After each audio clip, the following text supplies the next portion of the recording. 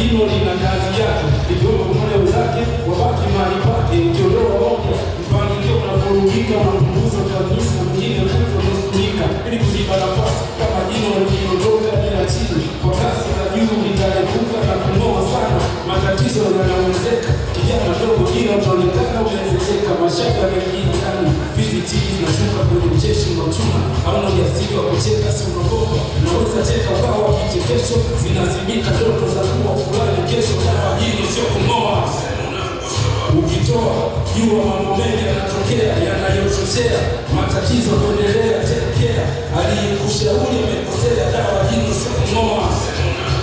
Ukitoa jua mambo mengi yanatokea yanayochochea matatizo kuendelea. Tekea aliyekushauri amekosea.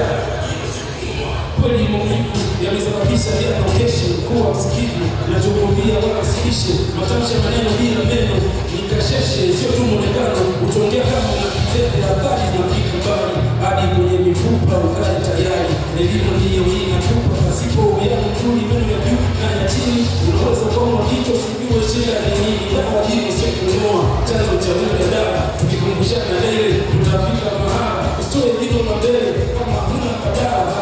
Mapito mdomoni pia yana madhara sawa na matibabu ya meno mwingine. Gani usichague kung'oa kisa nafuu, bali uliza bei ya jino bandia. Utakubali utasema daktari toa tu, usijali. Ukitoa jua mambo mengi yanatokea yanayochochea matatizo kuendelea. Tekea aliyekushauri amekosea, dawa hii sio kung'oa. Ukitoa jua mambo mengi yanatokea yanayochochea matatizo kuendelea. Tekea aliyekushauri amekosea, dawa hii sio kung'oa. Huu wimbo unapatikana kwenye albamu yangu inaitwa Afya ya Kinywa Album. Unaweza ukasikia katika platform zote. Asanteni sana. Thanks DJ.